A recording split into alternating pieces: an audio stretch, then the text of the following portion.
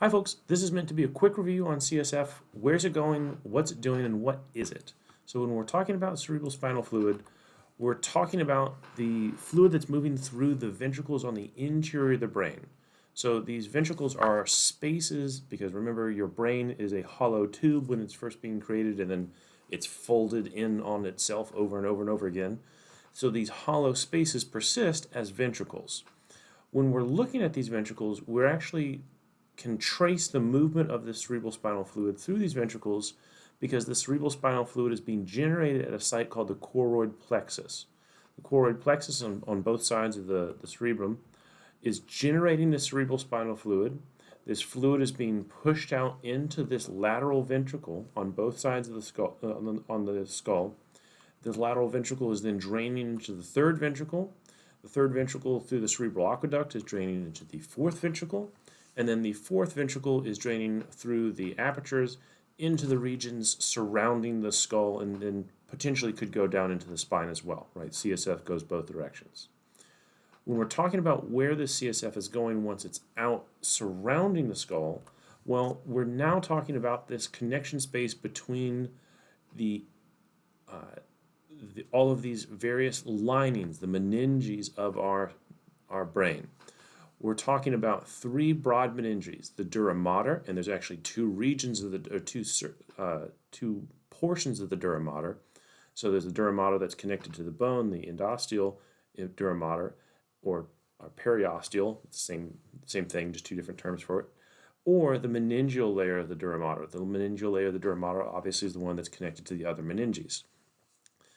Below the dura mater, you have the arachnoid mater, this kind of spider web-like connective tissue. And then you have a big space in the subarachnoid space. After that big space, you have the pia mater. The pia mater being the meningeal layer that's directly associated with the brain itself. So that pia mater is going to be immediately superficial to the tissue of the cerebrum. We're looking right here at just the longitudinal fissure, but all of these kinds of fissures, all of these sulci into the brain, you're going to see these same sorts of arrangements of structures. I want to trace where this is going by drawing on this in a different picture. So this is kind of a simplified version of this. So these spaces are important to understand. Within that endosteal and meningeal dura mater layers, you have venous blood being circulated. So that endosteal dura mater is directly interfacing with the outside of the skull, and there's space within that for venous blood to be moving around. It's not moving as a thick sheet of blood, right? It's moving through veins, but that's where those veins are going to be located. Immediately below this is the arachnoid mater, and the arachnoid mater is going to be open up a lot of subarachnoid space. This is where your cerebrospinal fluid is coming in, right? So if we are exiting that third and fourth ventricles, draining out through those apertures, and now we are moving up into the skull, well, the cerebrospinal fluid is going to be moving in a unidirectional movement towards these regions where it's going to be reabsorbed. And it's going to be reabsorbed by actually passing into these arachnoid granulations, or it almost looks like a little hernia where the subarachnoid space pushes through this arachnoid mater. The arachnoid mater is then going to kind of give way to this meningeal dura mater, and then we have a pretty short little skip and a jump before that CSF then jumps back and drains back into this venous blood.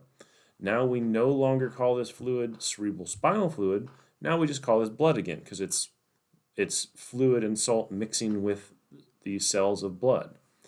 A note that there is a subdural space that can be opened up, but really we're only going to see this subdural space, so like the space between the meningeal dura mater and the arachnoid mater.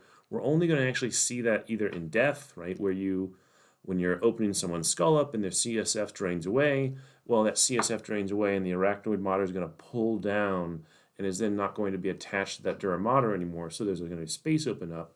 That's not exactly something we'll see in life.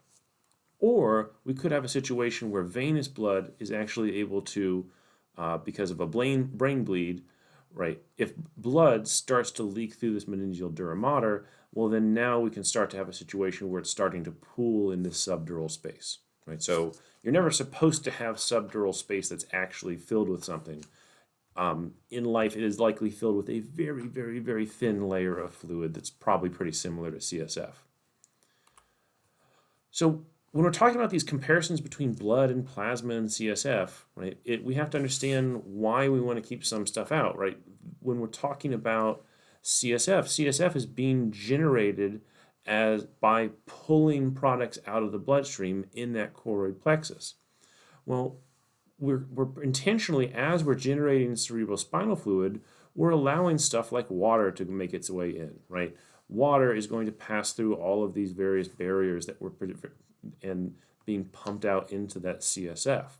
We're also going to have things like salts, as well as stuff like sugars like glucose, as well as a very, very small amount of proteins, right? Really only like 0.3% of all blood proteins. So we really are, it's acting as a big sieve. We're not allowing a lot of stuff to make its way into the cerebrospinal fluid. These are all able to make their way into that CSF.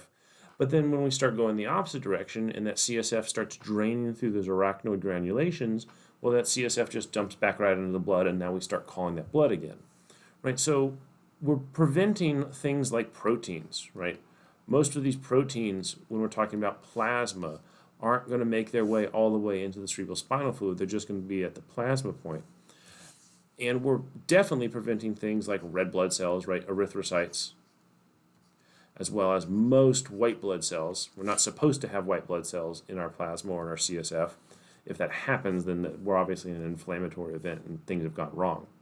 So this is what CSF is. It's basically sugary salt water, right?